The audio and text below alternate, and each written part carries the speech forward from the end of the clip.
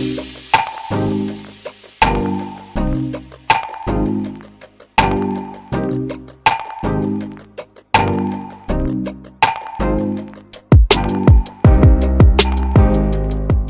back aboard Blurred Force One with your boy Mo, and this is the Supercast. The Supercast where we talk about all things superhero in our pop culture media. That's movies, TV shows, video games.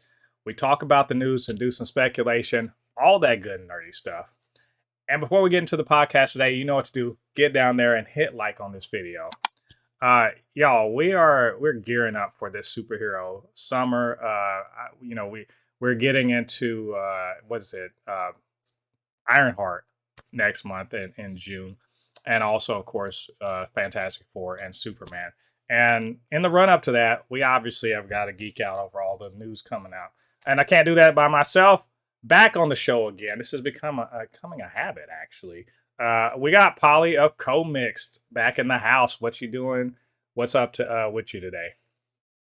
I'm the only person who has nothing else to do. Yeah, clear. That's like you messed up and didn't have something on your schedule, so now you're here. No. Actually, I planned it. So yeah, I rewatched Captain America yesterday, and so I'm representing. I forgot that was on. I forgot that was on. Somebody had to remind me of that. It was on Disney Plus, and I finally watched it.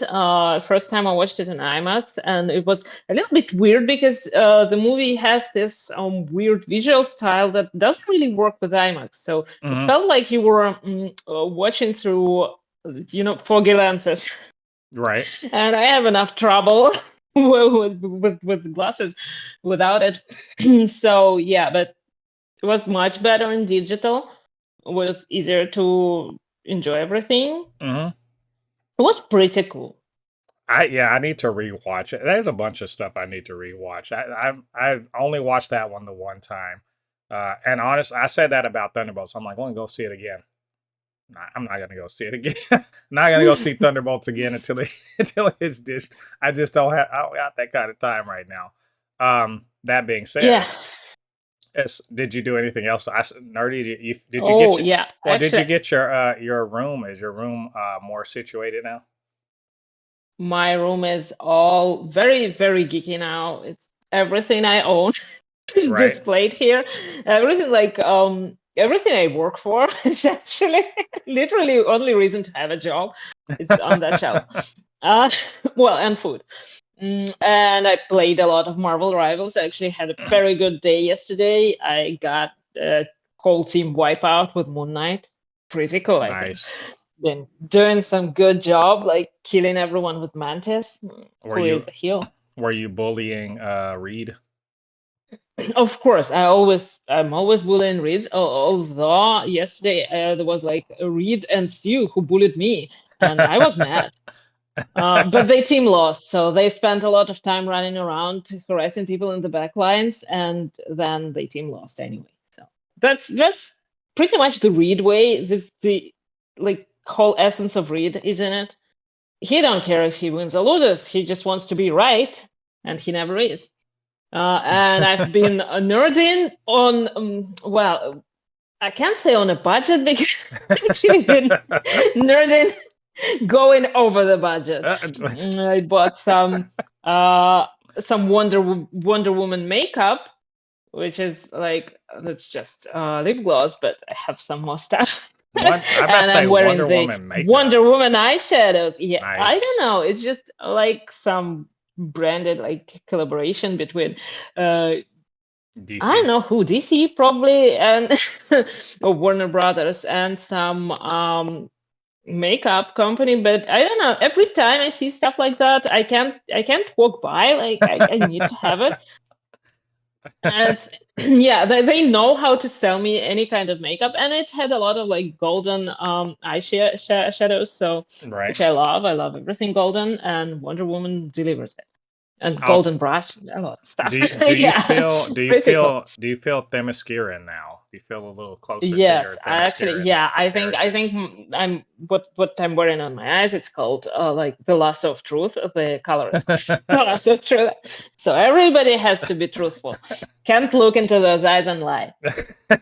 And yeah, I haven't actually gotten around to reading any comics this week, Right. unfortunately, because I'm like, it's a lot is going on, and I don't know when I have the time, but I unpacked all my books, and what I realized is that I need more books, so I bought like six volumes of Saga that I didn't have, except for the eighth one. Like, I don't have the eighth trade. Gonna have to hunt it down. But yeah, that's and I leave this to when we talk about this. Okay. Some things that I have around. You've done a lot more. You've done a lot more than I have. I this week was uh well, it's a bit packed, but I did a little bit. I watched the season finale of Ianu, which was really good actually. Hmm. I made no bones about it. About half of the episodes of the season I didn't love. I was like they were kind of whatever. When you're watching something that's kind of whatever and you're looking at your phone and listening to it at the same time. That was kind of the way it was. But the season finale was great. Like legitimately great.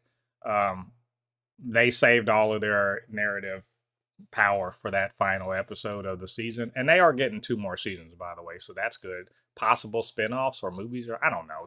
I'm hearing stuff, but So does it the finale bring the rest of the episodes together and kind of yeah, like make up for those mid episodes? yeah, it does. It.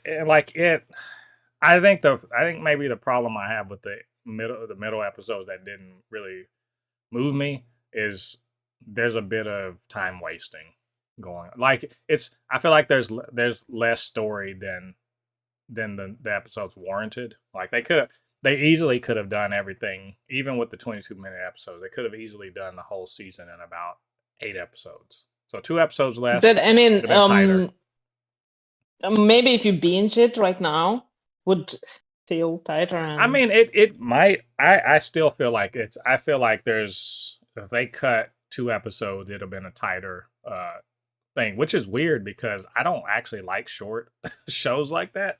So, but it just there's some of I didn't care for, but the finale was great. Like surprisingly emotional moments, and you'll understand when you watch it. You'll see what I'm talking about. Mhm. Uh, Which streaming service is it on? it's on Max, so Uh-huh. wherever at Warner Brothers stuff, wherever that goes, that's where you're gonna find it. Mm. I think it's worth watching. I'm glad they're getting more seasons. I'm glad I hope they get some merchandise. There's actually some stuff from there I would love to get. Um, and we'll see.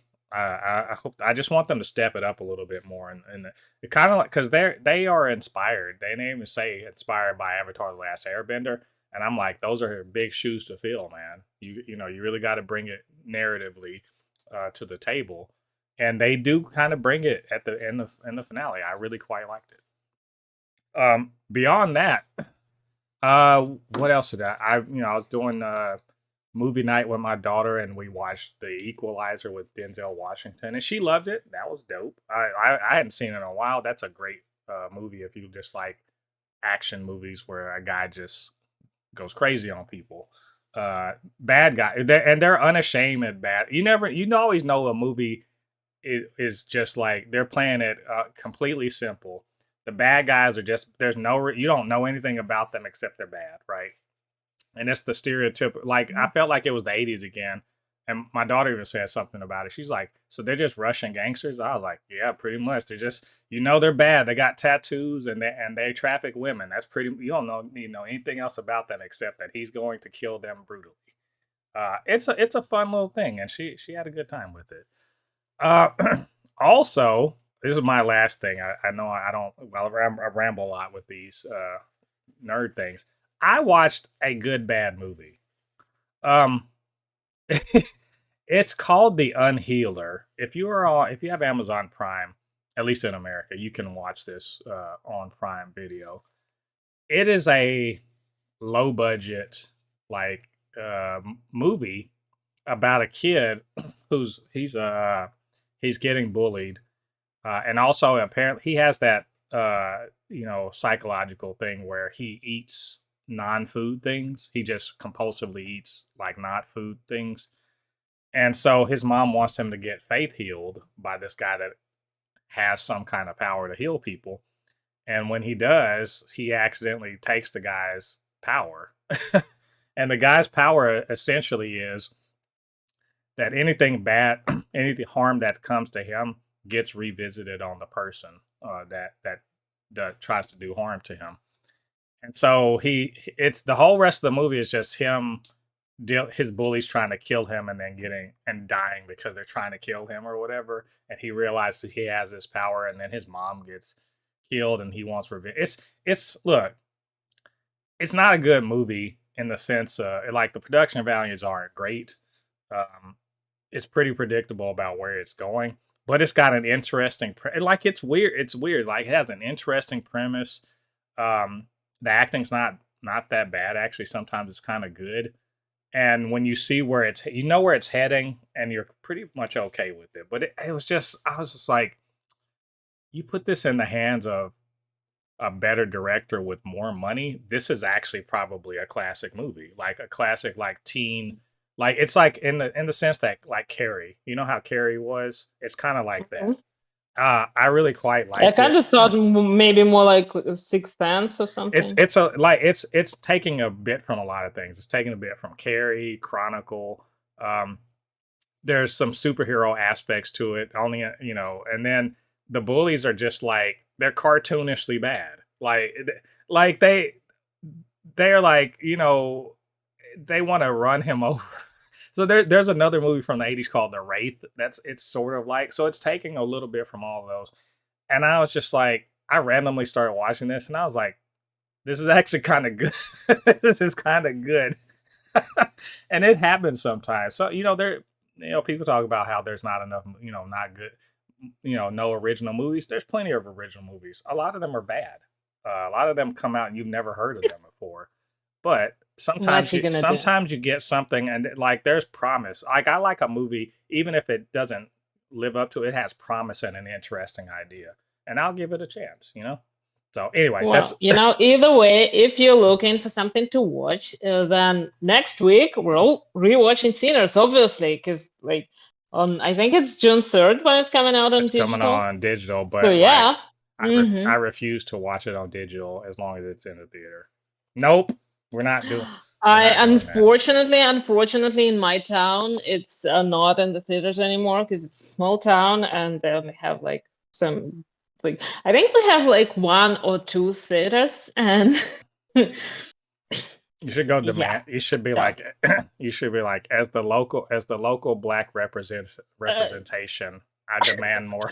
I demand that this it's comes in. more like the only black person in town asking to show them the movie Exactly. specifically. That's So it's, I it's will I will have to drive the crowd in. So I literally will have to go door to door go. and probably be treated like one of the vampires from the movie. But I will have to actually rally the people and bring them to the theater. Yeah. So yeah. Or buy out the whole building. Oh my god, that's good. All right, y'all. This is like I'll bring a banjo. y'all go see Sinners for real though. Yeah. This is a supercast where I swear we're going to talk about superhero movie news. Yes. Like I said, this is supercast. So this week, we are going to talk. We got some good stuff this week. So we're going to talk about Eyes of Wakanda. We get a kind of a first look. We have some Visionquest news, including the casting of Jocasta, who we talked about last week. And then we have Mark Ruffalo, who potentially is going to be returning for an MCU thing that's not Avengers. Peter David, a titan, in my opinion, of comic book creation, passes away. And we're going to just kind of remember him. Avengers Doomsday and Secret Wars get delayed. And then we're gonna talk about Chris Hemsworth and his situation. He posted a video about Thor. Could it mean something for the character or for his career? We'll talk about that. And then finally, James Gunn and John Cena talk about Peacemaker season 2, which is coming up later on in the summer. So plenty of stuff to talk about. You ready, Polly? Yep. All right, let's get to it. So, Eyes of Wakanda, y'all, is a show that's not being talked about at all, really. But they finally sort of said something about it this week by releasing some some images from the show. It's of course an animated what a limited series. I think it's 4 episodes. It's talking about the War Dogs. But again, produced by Ryan Coogler. Yes, Ryan Coogler. Yeah, Ryan. He's done, not done, but he's mostly done with his Sinners press tour. Ironheart is on the way, but we have to, we're getting ready for Eyes of Wakanda. This, to me, by the way, this is Marvel being like, we still do want to be in the Ryan Coogler business, like for real though. So let's put some marketing money into this. This is coming out. Am I wrong? Is this coming out in not August? Am I wrong about that? I thought it was like December. I thought it's later this year. It is later this year, but it's an and I believe it's animated similarly to the way that What If was animated. Either way, it's about war dogs.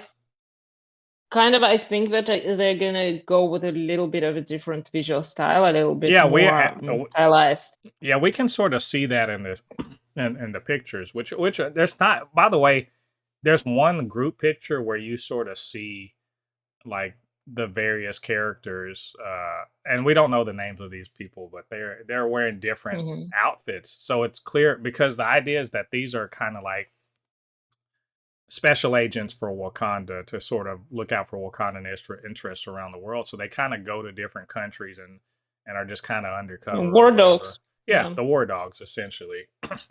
Which, by the way, I would like to say that that's interesting because in our world today, whenever you see a spy film or thriller or something like that, it's always like a Jason Bourne or a James Bond or something like that, right?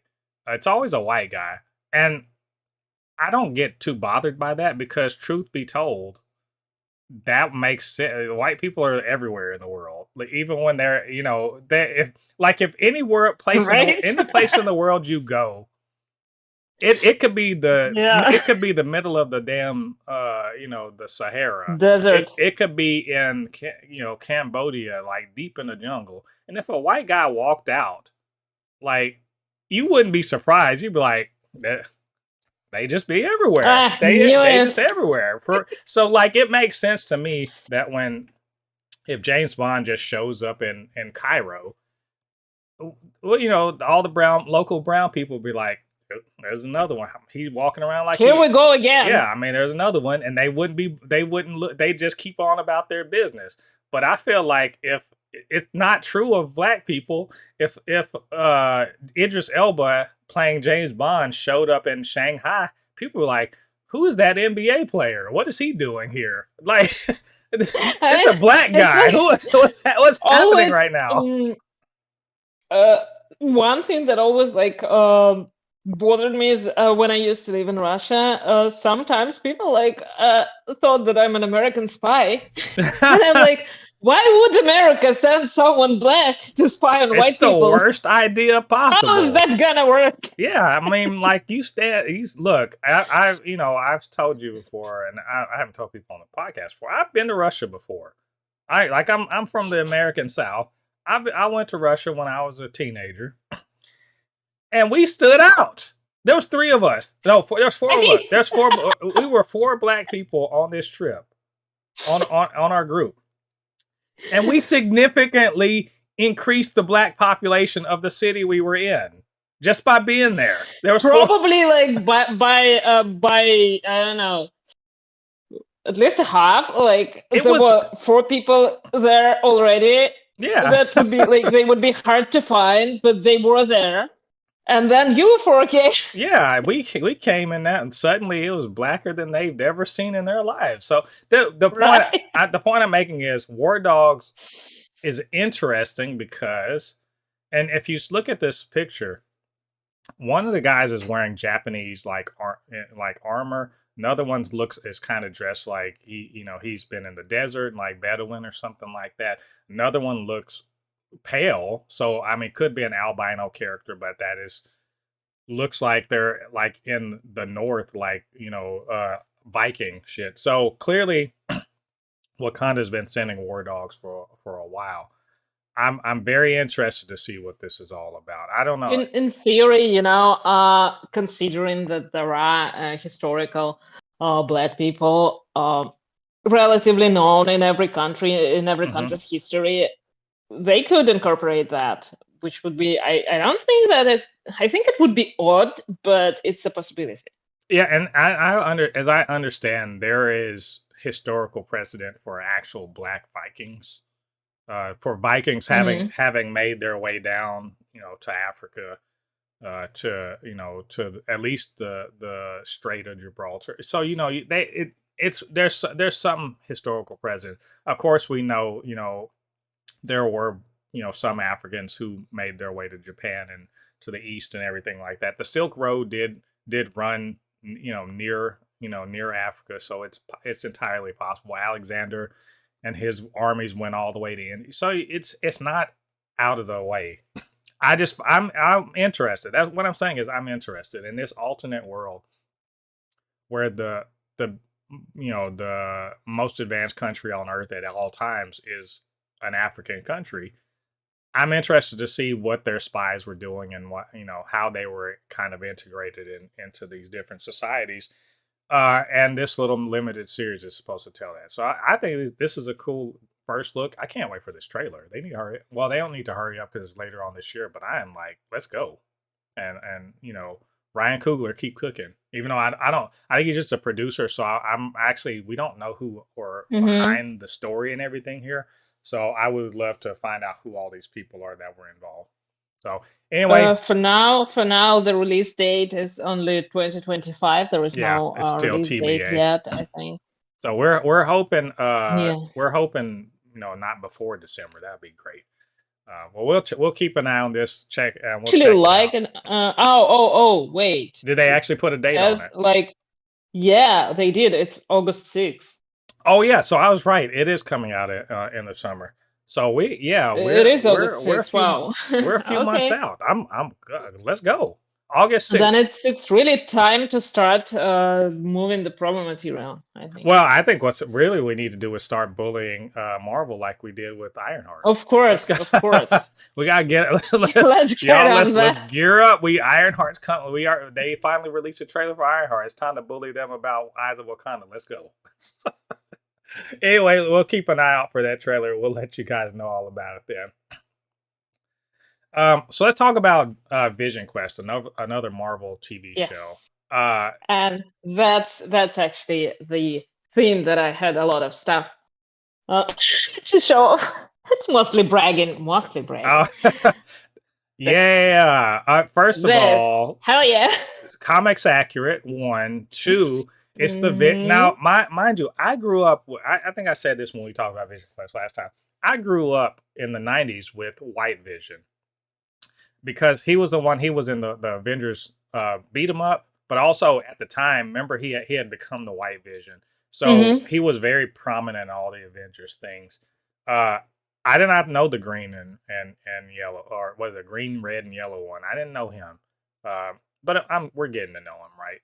Now that they've kind of given him his humanity back, if you will. He's not just a robot. So that's what, Visionquest, I think, is sort of trying to, make him more of a central character, but also kind of do a bunch of the different comic stories and kind of condense them into one story. Because I think this... Which, again, we talked about this. Yeah. Yes. And you're talking about the Tom King also one, right? one of my yes. So I think they're gonna weird story with his family. I think they're gonna do that. They're gonna try to like kind of get it all in one shot because I would doubt that Paul Bettany is going to be in this role for too much longer. Like not that he's just aging out, just that I think the character is going to finish running its course soon. Probably, if we see him anymore, it's going to be Secret Wars, probably. But I'm glad they're giving him a showcase, and also that they are hiring awesome talent for it. And by that I mean, I believe I'm saying her name right, Tania Miller, who is a Black British actress. You've seen her and stuff. Like people are talking about Fall of the House of Usher. I've not watched that show, but what I know her for, she was in what was it, the Foundation TV show as she was a high priestess of a very important religion in Foundation. I started watching that. I never finished that, so Yeah, I'm not sure. you might not have gotten to that because it was toward the back half of the season. She was also in a TV show called The Peripheral, which was on Amazon Prime. And she played the main bad guy, and she's very good. By the way, very very good at it. Like she's she has a regalness about her. She very commanding presence, and of course she's British, so she has the accent that makes everyone feel like you're in charge and running shit any damn way. And in that she plays a person. Basically, she's I won't say secret service, but she's basically the head of like an organization, and they're in the future, and they dealing with people who are in the past who are trying to influence the past so that it changes their current era. It's very interesting, and she's very good in it. But of course, she's been in many other things. So I'm rambling, but I just want to ask you, how are you feeling about this casting? By the way, like I think it's First great. of all, hell yeah. Second of all, I see that like Marvel is really making a tradition of hiring British people to voice AI. I mean, except James Spader, but like the evil AI is American, but every other AI British. The good AI is always Hmm. British. I mean, how does the process work? Like, do you put it in the like code that it has to have a British accent? I don't know, but I did see a post recently. It's something that I forgot, but that I think in Age of Ultron, that Tony Stark had a file with Jocasta AI, Hmm. What which is I why? completely Yeah, forgot that it was that's there. what Yeah, that's the problem with tech bros. They're all in on AI all the time. I'm like, dude, just yeah, no, stop. It's not even that you're but taking. they want. Yeah, you're not just taking jobs away from a real person. You're also facilitating the probable end of humanity. But Oh you no, keep that's doing actually. I you. think that's actually the good part. Well, I mean, I didn't. I didn't even say that. I forgot to mention this in the what I was doing nerdy. Did you? We're talking about James Spader and Ultron, and Ultron probably was. I'm starting. I'm coming around to the idea that Ultron he had a point. I, I'm starting to think that. Like I don't know if you saw. I had a somewhat of a hit post on Threads. I don't know if you saw it where I posted a picture of the engineers from Prometheus, and then Hmm. I was like, man, and now this year has made me understand why they thought that the best thing to do about humanity was just to send a spaceship full of xenomorphs. Like just get rid of. They're like, nah, this is not savable. Ultron thought the same shit. Like I'm like, I don't know. You might be right though. The way things are going. Um, He does have a point. I mean, he did arrive to this point logically. He considered all the risks and everything like that's possibly gonna happen, and he came to this conclusion. He can't be wrong about it. yeah. I mean, if you believe math. Now, help me out here. Is she is somewhere halfway between Vision and Ultron? Is that a correct I assessment? honestly don't know because I realize now that in my head she is very much mixed up with Danger from the X-Men, Hmm. and I don't remember which is which. I mean, I remember the Danger is like Danger Room AI, something Right, like right. that. But I'm confused. I think that Jocasta was a hero at some point, like she was in the Avengers mansion. She was like running things, kind of Hmm. like what Danger did. I'm assuming that at some point she got well, a little Ultronish, and attacked everyone. I don't know. That just sounds like something that would have happened, but I It don't remember for sure. is she canonically, when she has a human face, is she canonically black? Because I I don't that remember her ever having a human it, face, but I've seen people post about it it looks with like it. Yeah. that image. Yeah. So Yeah, but I don't remember her having a human face. I remember her like being all silver. yeah, where now we got now we have the woke AIs too. Ugh, Oh my God dang god, it! the All horror. of the It's like first they take Silver Surfer, then they take Jocasta. they What's next? first the Silver Surfer isn't he's not the right shade of silver. He's not silver enough. That's the problem with Oh him. yeah, no, she is I not mean, silver. either way, Or he. I think that this is a great bit of casting. And she, by the way, she's done a lot of TV, like in Britain and elsewhere. So, good. I love to see it. Where I want to talk a little bit more about Vision Quest. This is just me personally. I don't want to say this is, you know, warning signals in my head, but I'm curious. They released the writers room for the show. Now, mind you, Terry Matalas was tapped to be the showrunner. And if you don't know who this guy is, it's fine. Most people don't know who the hell showrunners are. I sort of do, just because I'm a nerd. And he's been on a bunch of nerdy shit. Most recently, he was the showrunner on all three seasons of was it all three seasons of Star Trek Picard, which is my least favorite Star Trek show. Straight up. There's the out of Oh my god, all of finally somebody doesn't hate Enterprise. no, I don't. I've only seen a little bit of Enterprise, so I can't speak on it. I'm just saying, of all the, how about this? My least favorite of the new Star Trek, from starting Mm. with Star Trek. Was it why can't I say it? I can't believe I can't say it. No, it's Either way, something with like far worlds, it's no, it's space, not. deep things. No, it's not. Strange New Worlds. That's one's really good actually. But either way, out Yeah, of the actually, a Discovery. yeah Discovery, out of the new Treks, that's my least favorite. Like straight up, and out of all of the seasons of new Star Trek's Picard season 3 is my least favorite of all the seasons of the new Star Trek, which is opposite of most people. Most old school fans of Star Trek love season 3. I think season 3 of Picard is mostly boring and also kind of like fan fiction. But not fan fiction in the sense that it's not Oh, real, but fan fiction in the sense of someone's basically not just good. though they're just giving the fans like rehashed shit from the things that they Oh my like. god. And I Uh, didn't love it. Star Trek Picard season 3 should have been called uh Star Trek the Next Generation. it kind of feels like from what you're saying, it feels like J.J. Abrams.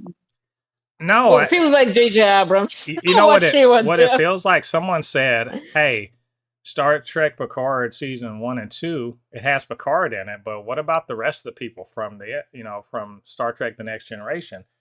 How about we do a reunion season for season 3 of Picard and just ignore every other fucking character that was in the other two seasons except for one. Like it's literally just a reunion season and I don't like it. I don't think it's good."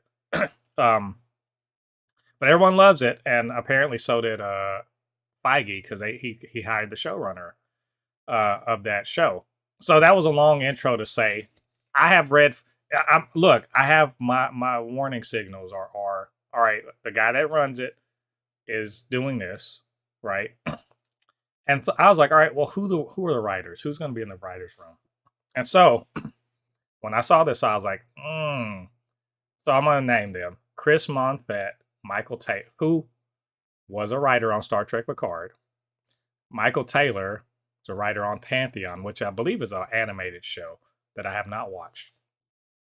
Cindy Apple, writer on Star Trek Picard and MacGyver, with the new MacGyver, I'm assuming, that I didn't watch. And then Matt Okamura, writer on Star Trek Picard and Smallville. I'm sure they got other writing Did credits. they just leave the whole writing room from that show? So, I mean, I get it. Writers' rooms are often composed of people that the showrunner has already worked with before. This happens. It just happens. This is why some of the rules about that the WGA has about writing rooms exist, so it's not just a bunch of the same people doing the same shit over and over again to give other people a chance to get in. And that's also why rules about diversity are fucking important, because you end up with writers' rooms full of people who are just friends or know whatever. Each other. Yeah, that's it. But either way, I'm not saying that whatever nepotism is the problem here. What I'm saying is, four of the people that writing on this show wrote on Star Trek Picard, and if any of them wrote on season 3, I'm concerned, because I think season 3 not good. I really think it's not good. Possibility that because a lot of people liked season 3 for this nostalgia feeling, maybe that's exactly the kind of feel that Marvel is looking for.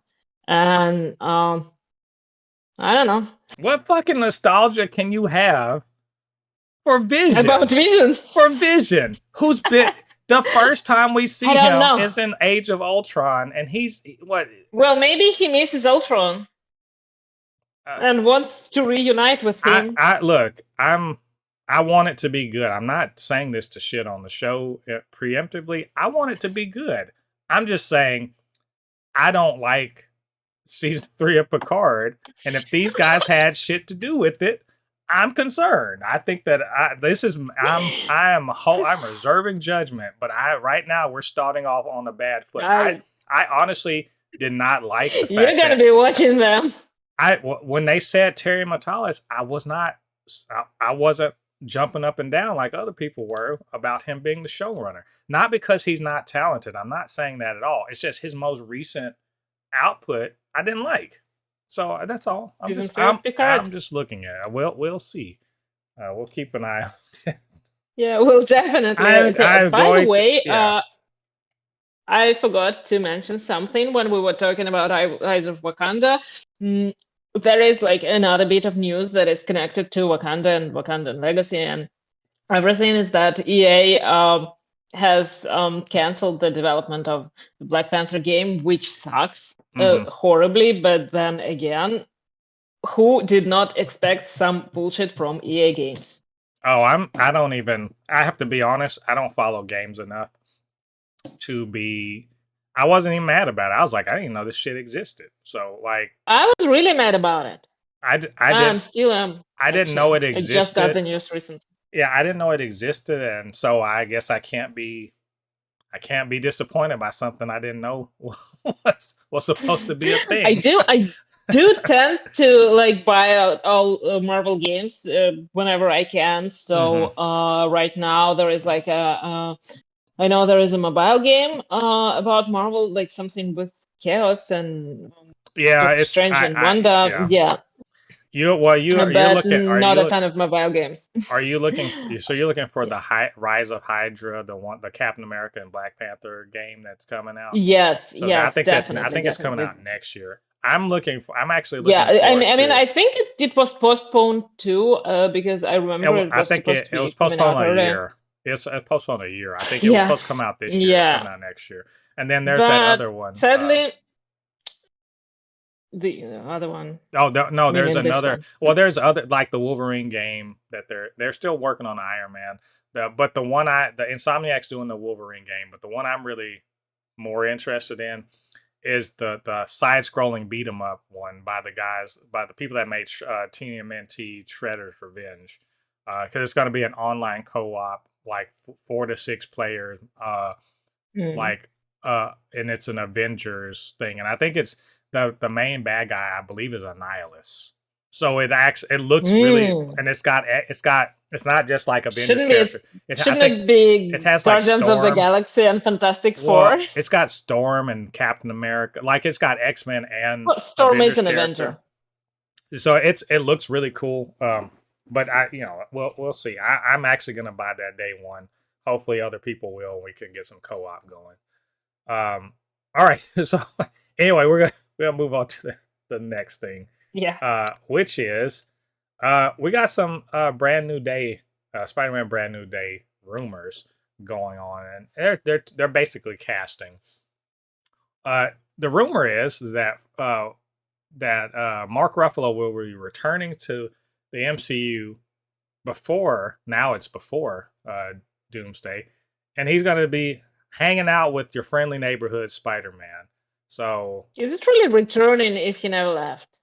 well, I mean, returning to the screen, I suppose. Yeah, you're right. Ruffalo was just like, hey, whenever y'all want me to show up, I'll show. He seems like the ones that's just like, when why would Okay, I'll do why it. would I quit this? And I'm like, that's fair because 99%, 75% of your performance is mocap. So like, why, cool. You don't have to even get in. You notice that he didn't even have to get in shape. He's just got to, he's like, dude, I'm just here. I'm just here.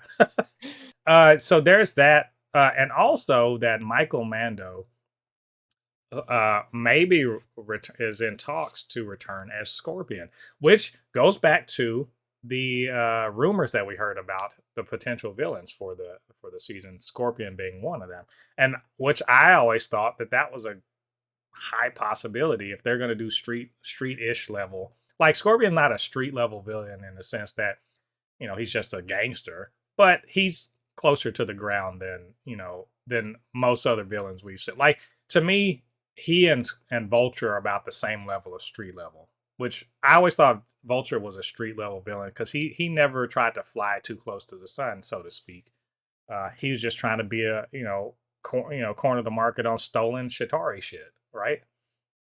And Peter just had to kick his ass and solve that problem. So I don't know. How you feel? First of all, do you think that it's likely that Scorpion's coming back? And the second of all, I mean, how do you feel again, about Ruffalo possibly being in this? again, if I mean that rumor, the first rumor, might have given birth to this rumor. This could be. I mean, it could just be. just in what that's happening. But regarding the Hulk or Bruce Banner or whoever is returning, that is interesting. Considering that Spider-Man does not know, I mean, he knows everyone, nobody knows him at this point. So he might need a friend. I personally, I'm surprised at the choice. Weird, interesting. I don't know. We'll see. I personally, again, I would have expected somebody like Daredevil to be his buddy. That would be dope. What if he Yeah, what if he's like, hey, look, Spider-Man, whose real name I don't actually know. You seem like a stand-up guy. Can you show my son Scar around town and maybe take him to a proper barber because this haircut is something? Like take him somewhere. Oh, and Spider-Man's haircut is like the shit. Well, we'll see. I don't actually remember what. I would love something. You know what I would love? And they're not gonna do it. They're not because it's such a stupid little joke. But it'd be cool if if Tom Holland Spider-Man was just like, oh, that Andrew Garfield Spider-Man's hair is really dope. I'm changing. I'm officially changing my hairstyle. and that's why he was busy during whatever is going on with Kingpin in Daredevil. He was just doing his hair. Okay? Yeah, I mean, like, look, I don't just roll out of bed like this. This takes work. It takes me some time. And then the mask hair also, like, there's a problem. He puts on his mask. He can't have the hair. He has a lot to do. He has a lot to figure out. It is probably gonna take a scientific solution. Yeah, Maybe that's why he needs Hulk. yeah, He's actually seeking advice on like better hair management. something like that. Look, if this is true, like I have to be honest. I don't care if it is true. Like whenever Hulk shows up in the MCU, I'm happy it happens, but I'm not like this must happen. Damn it! It's look fine if it happens, cool. If it doesn't happen, Spider-Man will have a Also perfectly cool. good. He'll have a perfectly good movie. Like fighting, because what I don't want Hulk to do is to be Iron Man in this movie, right? I don't want like I really really want Peter to stand on his own. But while standing on his own, he knows other heroes. They show up occasionally, he helps And they don't know him. like it would be dope if like what happens is that he just kind of like Hulk is just kind of like in the city. Some shit goes down, he hulks out, they team up for a scene. Then he's like fist bump, I got shit to do, bye. And that's the end of that's it. Because in the comics, that's the way the shit happens. It literally just like, oh, we both show up to the crime scene at the same time. Dope. Let's fucking sort this shit out. I'm done. All right, I would Daredevil, actually peace. love more of these things to happen. Like maybe I don't know, Moon Knight showing up in Daredevil or in Spider-Man, That something like part, that. like, Because yeah, what I understand is it's a money problem. I get it. It's a money problem. Oscar Isaac, even Disney has a lot of money, and well, I think at this point they pretty much own Oscar Isaac and the rest of the guys. but you have to their lawyer. I guarantee you, the agents and lawyers have got great contracts for every. At this point, no one that gets into the MCU gets into it without having a great contract. So if they're like, what if Moon Knight shows up? Feige be like, we ain't got the money for that. Well, you know how much it costs for an appearance for him? No, no, absolutely not. Well, what if we just show just him swinging past? We can do that, but if he got to stop and say something, no. And here's the thing: Oscar Isaac doesn't have to put the fucking suit on. He's like the Mandalorian. Somebody else will do the work. He'll just have a voice. That's Mm-hmm. still money. Like I get it, but if you're gonna bring in Ruffalo, like go all in. Make make it mean something. And also this it could be Scar, but this would also be a great time to introduce Amadeus Cho to the MCU. I'm just saying. This will be a great With a time to much better haircut. it would be a great time to introduce Amadeus Cho. I'm just saying. So anyway, we'll see if these are true. We'll keep an eye on this. Yeah. I suspect the Hulk one's not true, but It kind of like from what we've been discussing so far, and like considering Amadeus show and stuff like that, that would sound a little bit too much like the friendly neighborhood Spider-Man. yeah. If you got to steal from something, steal from that. Uh, moving Still from your side. moving along. This might be a 2-hour deal. Let's talk about something less fun. Let's remember a great comic book creator, Peter David. Did we talk about this? I know. I feel like I talked about this not too long ago about how he was in poor health, and people were asking for money. I even mentioned it last week when I was like, Marvel must pay, and like I was like, y'all could put $1 million towards this man's health situation. Well, and I mentioned Peter David just because that was on my mind, but it's weird because then like he passed away a few days later, very unfortunately after my understanding a long illness. Um, I I'm not surprised by this. Um, I love that there was so much love being showed online. I don't know if it came across your feed a lot, but across my feed, lots of people in the industry, just fans or whatever, just talking about his contribution to comics, but not just comics. By the way, he was also apparently he wrote about 50 Star Trek novels also, and I've seen a few of them. So he wrote like 50 Star Trek novels. He wrote for DC. He wrote for Marvel. Um, his take on Hulk is considered one of the top runs, possibly a defining run on Hulk. because he introduced Joe Fixit among others. Like so smart, he did Smart Hulk. He did Gangster Hulk. He did some She Hulk.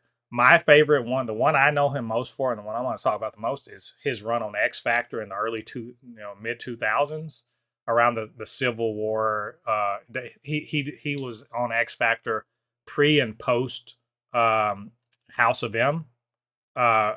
Just like, and that run on X Factor Which is kind of like and he some of the best X Factor. and he did the '90s X Factor also, as far as I remember. But his run on X Factor is absolutely amazing. It's a wonderful, wonderful book. But he had his hand in a lot of things. Created some characters. I can go on. I love that so many people were giving him his flowers. I just wish the flower giving was going on a lot more before and I'm sure there was, like, he went to conventions and everything. People are like, you're great and everything like that, but you got to give flowers to people when they're here to see them, right? So anyway, how do you, I just want to hear your thoughts on this. No, obviously sad. I also saw a lot of posts, a lot of, like, mostly from fans though, because I follow more fans than creators. So yeah, a lot of stuff has been said, and it's nice to know at least that he was appreciated by fans.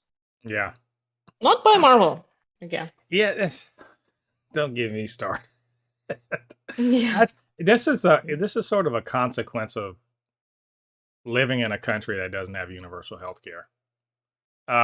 That we have to have funds to take care of, like, America.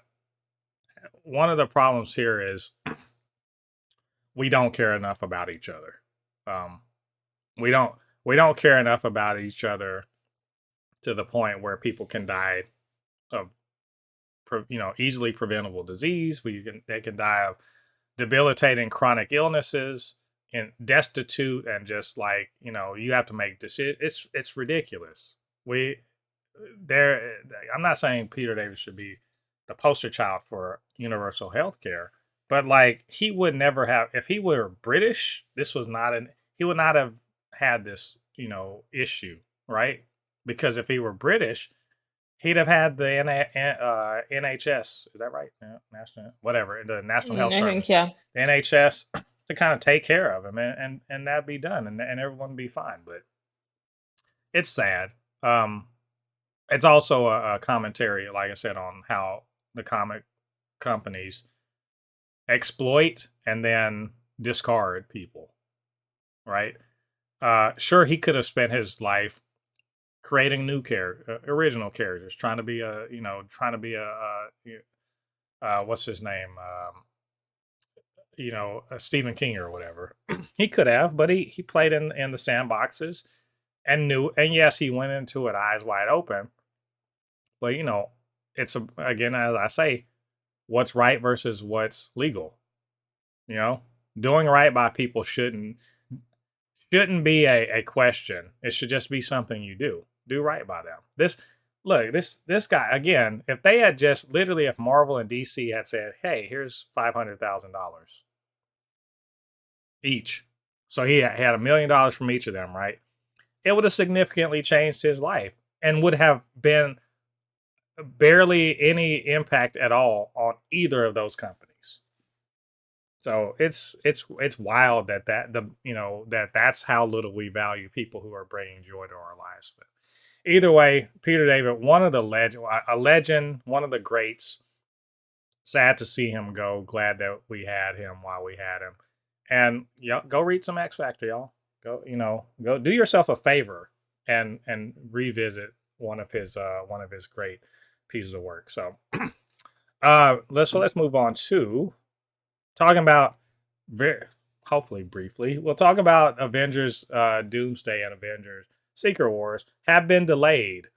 By the way, big fucking surprise. I have to say, did you think that they were going to make it to next summer? Did you like? Because Uh, it was supposed to come out next May. Did you really think they were going to make it?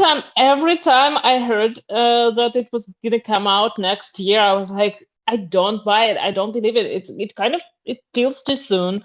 There is so much to do. There is so much story. I don't know. I didn't believe it, so I'm not surprised. But also, the first thought I had when I read that was probably they're finally gonna stop overworking the like artists. No, they're not. But then I don't think they're gonna. I think it's gonna get even worse because they have probably more work than ever and less time than before. They are not. Somehow it feels like that's gonna be the issue. Even with only 2 Marvel movies coming out next year, the VFX company, there's going to be thousands of VFX artists who are going to be getting crunched hard next year because they didn't move it they didn't move it a year away. They moved it 6 months. So rather than coming out in May of 2026. And I think they're still shooting this. Oh It's yeah, still like they it's barely started. yeah. They started maybe a few weeks ago. So or 2 weeks ago. So it's coming out in December 18th. So it moved from May 1st next year to December 18th of next year. Um, and And Secret, what is the other movie that's coming uh, out that year? it's Spider-Man: Brand New Day. So Mhm. Brand Keep New forgetting Day, about that. Brand New Day. I don't think they've started filming yet, but it's supposed to come out later, and so it's supposed to come out. I want to say late summer or early fall next year. So I think it'll probably be Oh, they're gonna move that too. I don't think so. I think they actually make this one. Because if it's an early fall, if they are filming now, I'm not Although sure. Sony probably doesn't have anything else to do. So well, it's What are Marvel's. they gonna Well, shoot? Marvel's doing the production. So you got to remember, Marvel Studios is doing the production. So Mm-hmm. here's the deal. I understand the delay for Doomsday because it's a huge movie. If they are done let's see if they just started filming. If they are done filming by August, I will be surprised. Like so you're talking about May, June, July. 3 months with a big sprawling cast and a huge movie that's probably going to be at least 2.5 hours long. To me, 3 months sounds reasonable. 3.5 months sounds reasonable. So if they're done filming by August, I'll be surprised. Whereas for a Spider-Man, I bet you it'll be less than 2 hours long, and it's fewer characters, and it's like the locations aren't like crazy. So I imagine that they will actually, if they have started filming, if they start filming in the next month, they should be done in a few months also, right? And then the turnaround will be about a year, like 14, 15 months between end of filming to actual showing the movie.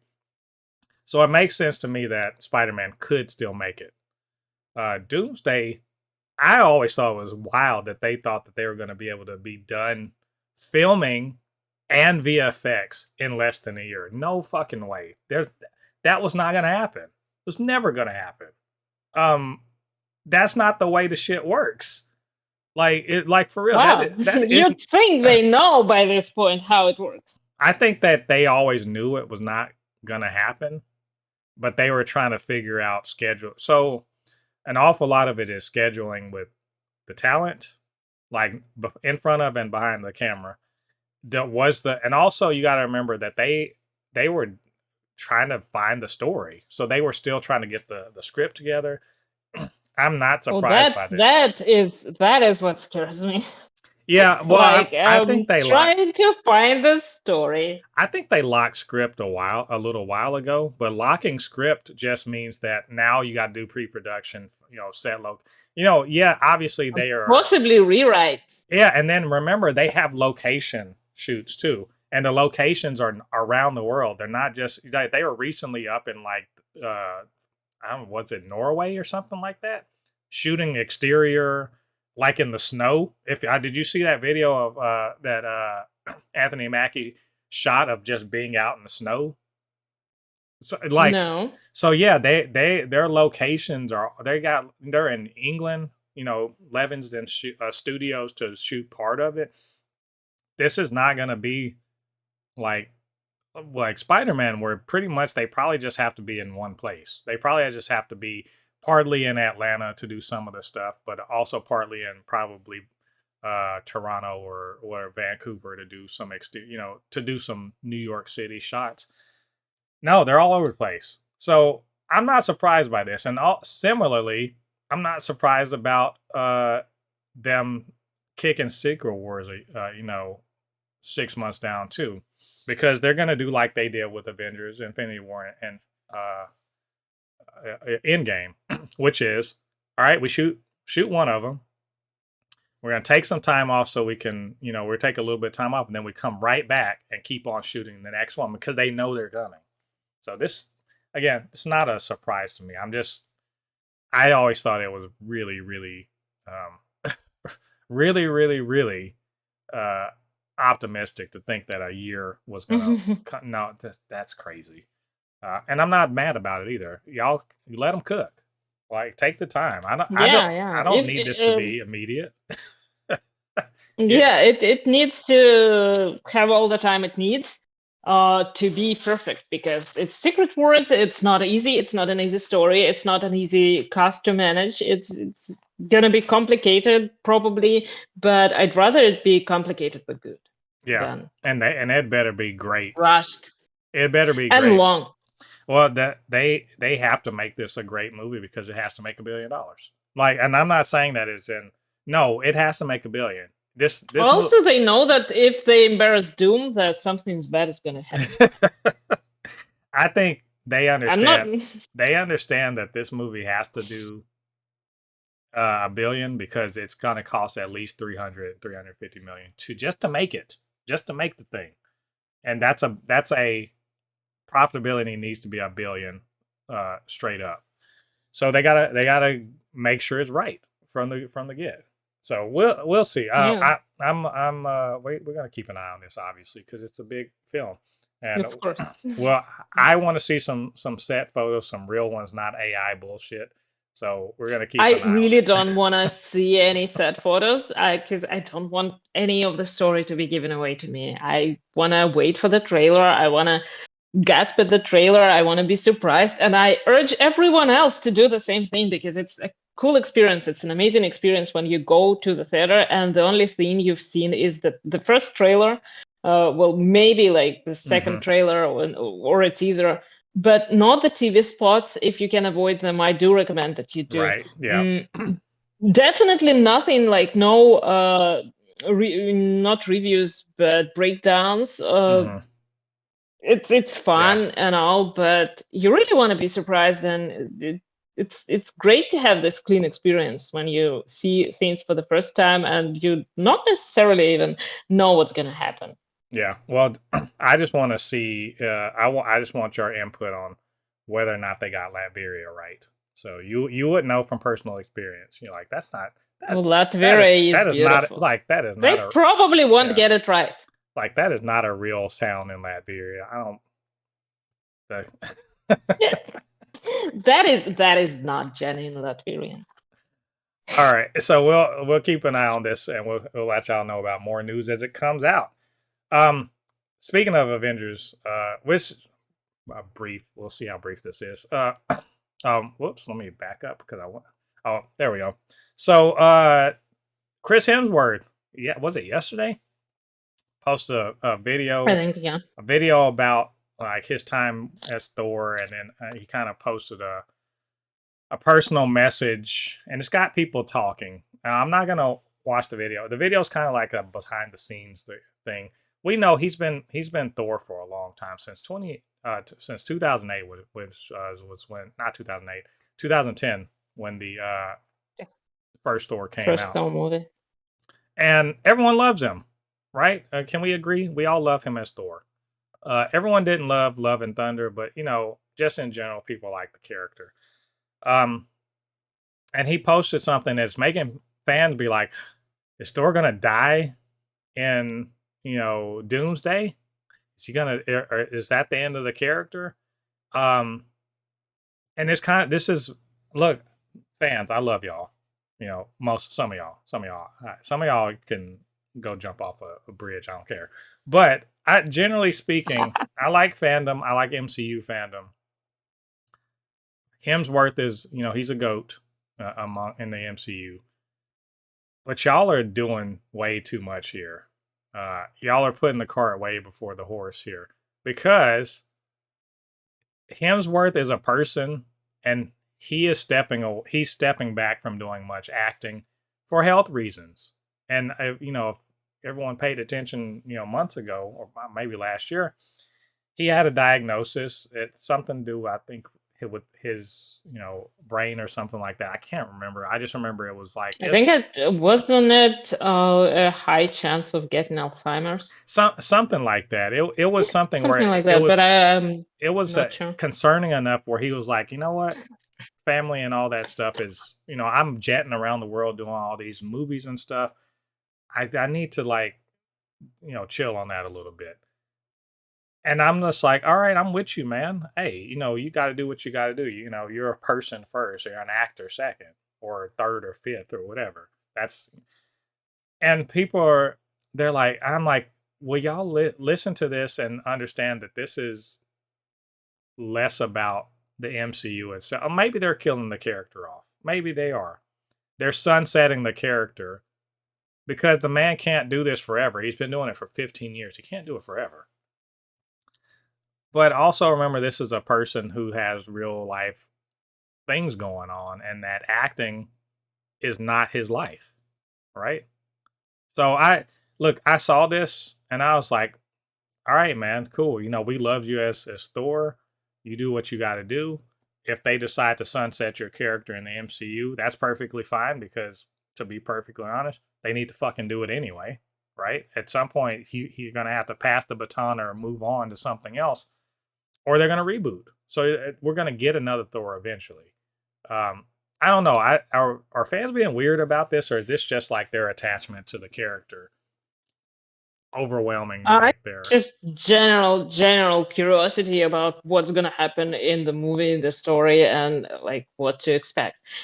That's pretty natural, although yeah, they could sound a little more concerned, but I don't know. I'm pretty fine with rebooting the character or like letting it go, the character go. There are so many possibilities of what could happen next in the story. So there is no reason to worry, I think, about the MCU in general. And yeah, if like he wants to step away from it, if it's his initiative, if he wants to step away from it and not do this anymore, it's perfectly fine too.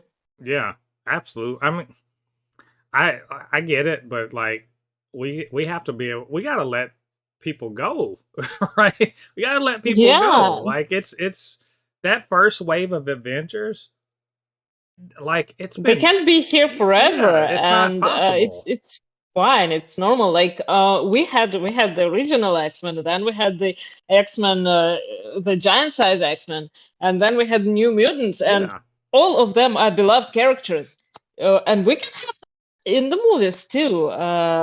But for some reason, people are very like hell bent on not having that. Yeah. And I get I it. Yeah. always come back to the original idea that Claremont talked about it in a lot of his interviews, that his idea was to eventually kill off every X-Men and or retire them and replace them and keep replacing them And the fans forever, wouldn't let him. which is yes, well, the editorial and Yeah. yeah, and the fans too. But it was a great idea, and to this day, I think that if Phoenix never came back after that, like after Dark Phoenix, that would have been fine by me. Yeah. And yeah, I love Storm, but at this point, I'm not sure if the writers actually know what to do with her. So Mm-hmm. yeah, I'd be fine with letting her go too. All her best stories that we have are enough. Mm-hmm. Uh, so yeah, I would really give room to the new characters and in the comics as well as in the movies. Yeah. I think it's perfectly fine, and I I think that we can live with that because it gives this ongoing feeling of mm-hmm. something that is closer to reality, maybe. I think Also, Reed Richards should die. Goodness. I think what the problem here is this is the soap opera problem, which Yeah. is soap operas. There are soap operas that have been running for 50 or 60 years. Now, obviously, they sunset some characters because the characters, literally, the actor is no longer here, so they have to But there are characters on Oh, some. they just replace them Yeah, well, sometimes because I remember there was like a soap that they showed in Russia, and everybody's favorite part was when one actor fell behind the couch, and then another another one one stood came up. up and like, "Hello, it's So, me," still the same guy, and everybody was like, "Okay, sure," but that's like, like you know, the problem is, of course, that's that pretty much what we have with like General Ross, by the yeah, way. which we don't care about that. We care about the main characters that the actors we're attached to. Yeah. But the problem, the soap opera problem, of course, being that you can't. The characters are going to age out. The people that do it are going to age out, or they're going to want to move on.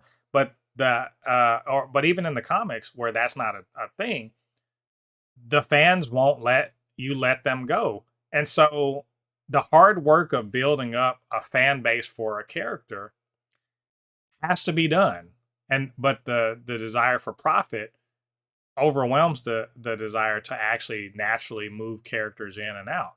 Like X-Men, if you read X-Men or you watch X-Men movies, it's the same fucking 8 or 9 people over and over, and no matter what happens, no matter how many times a writer brings in their pet character that they love, no matter how many times that happens, eventually it comes back to Jean, Scott, Logan, Aurora, Professor X, and fucking Magneto. And that even that is not the original team. So Yeah, if people really were open to giving new characters they're not. more of a chance, They're not. but at some point, Aurora and Logan were the new characters. Yeah, They were the replacement characters. and you have to you have to work. The We thing can is, still have that. what I don't love about because again it's the profit thing. The desire to people talk about the fall off of the MCU and everything like that. To me, it's not a fall off. It's you're rebuilding. Look, you won. You won the championship, and then the people, some of the people that are on the championship team retire or move on. So now you have to start over building another. And the idea that you're going to go to another championship the very next year with a new team of fresh faces, and that's ridiculous. It's possible, but not likely. Tell that to Barcelona. Yeah, but you get what's like. But the thing is that they move on, and so you have to build up new characters. It's work. It is work, and the fans are the worst about it because they expect another fucking championship after all these key parts move on or are gone. That's crazy talk. So I don't know how it's in American football, but in real football, it's like 4 years before, I like you say real. Between. Oh Lord! 4 years between world championship and 4 years between like European championships. So you technically can have the same team for like 2 so it's every championships straight, which is what some teams do, but yeah, eventually still you have to let go of it. Well, you have to think of it, it's not about that. It's more like who's going to be the league champion every year, right? So the league champion, the yearly, whoever wins the league championship every year, if they won, is it 4 years or 2 years? So but if I'm not, if you win the league championship one year, and then that year half of your roster just either retires or they get traded or whatever, they're gone. Then you're actually very bad at team management because you have to keep new talent. Yes, you gotta keep moving people in. That's the whole point. The MCU is doing that. They're moving new characters in. they're not gonna be But like, the fans are trying to kick them out. yeah, That's ridiculous. it's Like even with the Avengers, the new Avengers, that not Bucky's new Avengers, but Sam's new Avengers. yeah, I keep thinking like who's gonna be on the team, and we have like his buddy, of course, Hakeem, and we have like some young Avengers that may or may not be on the team. We have like Spider-Man yeah, who still can do it. But other than that, uh, we didn't get the second season of Moon Knight yeah. yet. At least I hope we will. We didn't get, although like Moon Knight can still do like crossovers with Werewolf by Night. That would be cool. Mm, dreams. We didn't get the second Shang-Chi movie. Like Not yet. It's all got, these yeah, things. Yeah, we. I mean. there, That what the Monica is in another universe, yeah. but hopefully she'll come back. Uh, we don't know what is even going on because of And the whole, sometimes in some cases poor reception, but generally like people yeah. not giving a chance to these new And this characters. whole time, people are like, when are you going to bring back the original? Like, come in, like, y'all got to fucking chill out. Like, invest in other characters. Like, invest in other characters. That's all I'm saying. And anyway, Hemsworth, I feel you, dog. If this is your last rodeo, cool. But I think he's earned. I think he's earned his retirement from the MCU if he's going to be doing that. Oh yeah. So we'll see. Keep an eye on that. Let you guys know all about it.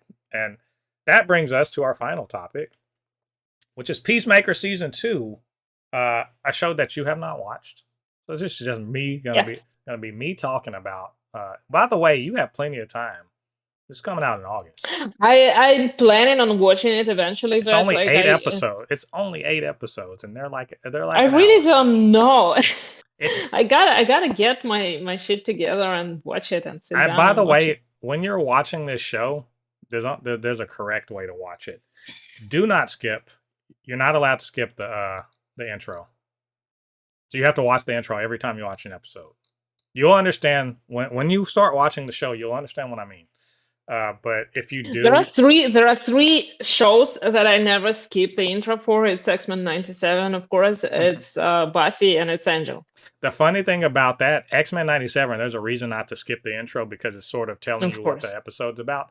This is But not. also it's very cool. It's not that this is not the case for Peacemaker, but trust me, when you see what I'm talking, when you watch the episodes, you do not like if you're skipping the intro, you're doing it wrong. So keep that in mind when you start watching. But you got some months because it's comes out in August, and because it's coming out in August, they're starting to do press for this. They're starting to do promotion for this. I believe this was an Entertainment Weekly, which it was a Cena and John Cena and James Gunn were doing an interview about it, sort of talking about what the new the new season is about, where it kind of falls within the DCU because it's originally it was a DCEU adjacent show directly connected to the Suicide Squad. So I would take the Suicide Squad to be semi canon to the DCU, but this could also be read as sort of an alternate universe version of the Peacemaker show. But either way, season 1 happened. Um, and in it, they saved the world. I won't say how, but they saved the world. So season 2 has Peacemaker and his team, his group. They save the world, but get no respect. They're like Rodney Dangerfield, if you know who that is. No respect at all for them. And we saw that trailer. I talked about the trailer where he basically we see Hog Girl, Guy Gardner, and Maxwell Lord, and they're interviewing him, I guess, to be on a team or something. And no respect. They think he's a clown. And they're all kind of in that same. It looks like some of the characters they're working like retail. What happened? What's going? They're in a low place. No one has. They saved the world. What happens when you save the world and no one gives you any credit or respect for having done so? You're in a world of superheroes. You save the world from a serious threat, but they still think you're a joke. Okay, we're ready. This is a James Gunn is good at shit like that. That's his wheelhouse. he's got this ensemble. They are trying to fight for their respect, but not just respect from the community, but with themselves. Um, you got Eagly, who apparently has a nemesis, played by Michael Rooker. Michael Rooker, by the way, is a James Of Gunn. course. He's a constant James Gunn collaborator. If you've seen Slither, he's the main villain in Slither. Um, we first of all, we love Michael Rooker. Some people didn't even know about him until Guardians 3 when he played Yondu.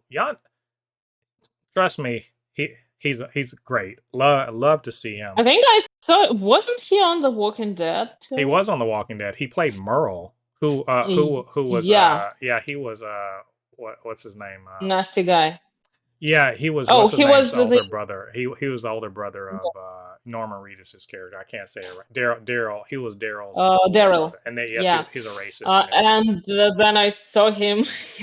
I saw him in some other movie about the end of the world. Again, He was very there was like a briefly. movie. I think I saw it on Netflix. It was I don't remember who was the main character, but it was like about some creatures that mutated all over the world, monsters, and there was this guy who took a trip from one safe house to another, and Mm-hmm. on his way he met like his character and the girl who played Oh, was it Gamora, Love and Monsters? little Gamora. Not Love and Robot. It was something, but I know what you're talking about. Monster something Yeah. monsters. Pretty cool movie, by the Yeah, way. I still need to watch that. I feel bad I haven't watched it. It's a pretty fun it movie. was a pandemic era movie. I remember.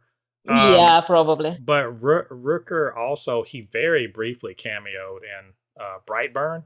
At the very end, he played a conspiracy theorist, like talking about like, oh, did you see this this kid floating above Kansas, and also there was this witch or something like that.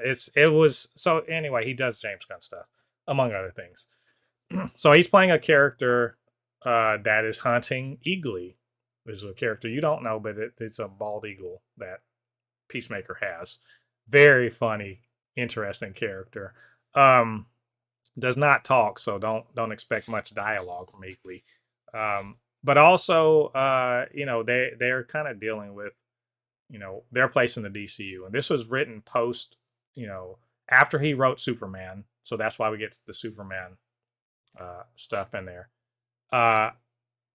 I'm so excited for this show. Oh, and also they're doing a new title sequence, which I'm hoping it's probably not going to be as good as the first one, but in the very same style. So I'm looking forward to that. I'm excited for this show. I make no bones about it. I love James Gunn's. Actually, Oh, go. yeah, go ahead. No, I was just saying I love James Gunn style. I love his storytelling. I'm all in on this. And I like, but this is going to be a different tone than Superman too. Like it just is. The Suicide Squad and Superman, totally different tones, right? And Peacemaker's more like the Suicide Squad. So I'm really interested in seeing what they do here. Yeah, and I remembered just now that I saw a post today about next season of Gen V also coming out soon. Oh yeah. I think so. I didn't want to talk about it because they didn't give me no information. So like, Oh, zero information. But yeah, wait, did you watch season 1? hell yeah, I watched season 1. I watched. I'm the boy. Me and the boys are. That's my shit. I just showed you my Them's Funko my Pop. boys. I showed you my Funko Pop, and like, no, I watched Gen V, and I'm ready for it. We'll Oh talk. yeah. We talked about it Yeah, last week. Yeah. I'm just waiting for Yeah, them to. and I watched that. Yeah, I'm excited for that too because it was a good first season. Yeah, I'm just waiting for them to get a trailer. I don't want a poster. Cool. I'm pretty sure I'm not gonna watch the trailer because for shows I can not watch the trailer and still enjoy the show. Yeah, well, you Even might more. I might make you watch it because we got to talk about the trailer when it drops. So like you just gonna have to break your rule. Okay, I might watch it. Again, this was mostly about me talking about Peacemaker because I love the show. And also the sort. I'm not saying bullying. That's not a good word. really strongly, Encouraging. strongly encouraging you to go ahead and watch this. Watch it like if you have free time this week, just watch the first episode. Just it's an hour long. Free time. It's an hour I long. know. I will probably. I will like take a whole day, like call in sick for it. Yeah. And if I manage to watch it in one day, that would be perfect. And maybe I should do it closer to What? the release of the Here's second what I would. season because I usually Mhm. forget between seasons. Tend to forget what happened in the first season, or if they break seasons into two halves. I forget what Right. happened between halves. This is what happened to Arcane. I watched season one. I loved season one. I came back for season two, and I was like, What's "Who is happening? that? Yeah, what's going on?" And I watched the first half of season two, and I never got to the second half because Right. I completely forgot. Like I lost interest for this show because I forgot what happened. Well, I think you would, if you're gonna do that, like if you really are gonna just take the day to do it, I'd say watch the Suicide Squad first and then watch the show because they're like they mesh like one literally. Peacemaker is a sequel of sorts to the Suicide Squad.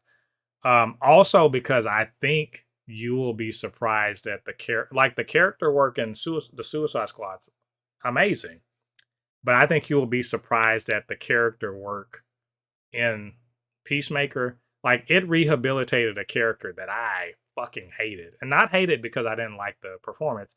I hated Peacemaker so bad at the end of the Suicide Squad. Like I was like, fuck this guy so hard. And at the end of Peacemaker, I was like, I like this dude. so so you like This is my greatest fear because what if it happens with Reed?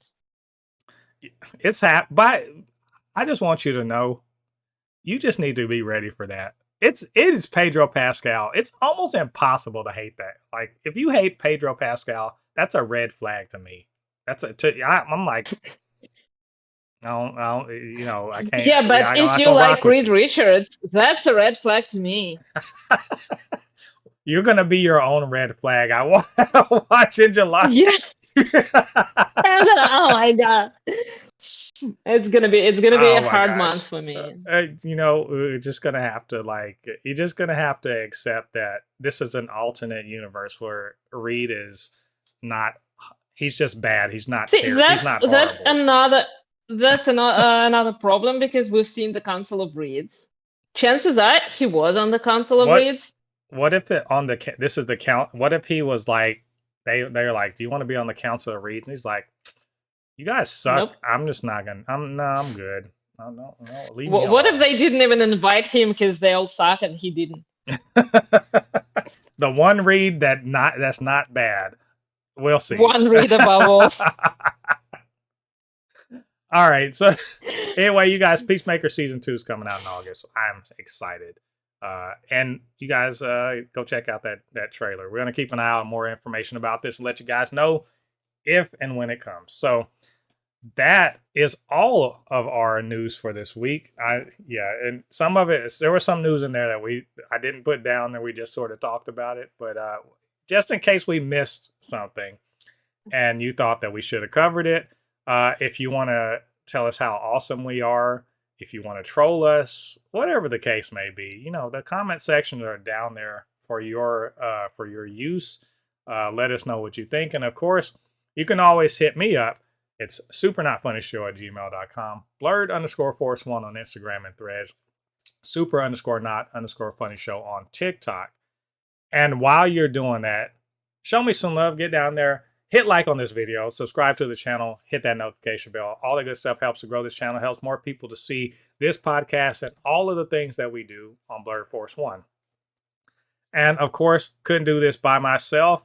Have Polly come in here and not just talk about how Reed sucks, but also talks about how she loves all of this other superhero nerd stuff. So Polly, where can they reach you on? Except Polly, where can they reach you on social media? And as always, on core_mixed on, well, probably on Threads, on Tumblr, on Instagram. I promise I will be posting more about comics. I just need some time to actually read comics and watch some new shows. Yeah. She's everywhere. Go show her some love, and tell her just how much you love Reed Richards. I'm sure that will be it. Don't tell me that. Reed is the best. Show Reed some hate, and we're good. It's like you should go in there and be like, I'm a Reed main in Marvel Rivals. I read everything with Reed Richards in it, and here's my my homemade plushie of Reed Richards that I can just, the worst thing people could possibly do is just, I am Reed Richards. my name I named my child Reed because my last name is Richards. Myself Reed because my last name is Richards. I officially changed my name to Reed Richards. Oh man! All right, so thanks everyone. Thanks for joining us. It's been episode 182 of the Supercast. Come back next week. Plenty more news to talk about. So until then, I've been Mo, your comic extraordinaire on all things pop culture, joined by my good friend Polly. And we'll see you guys on the other side of the thread. Peace.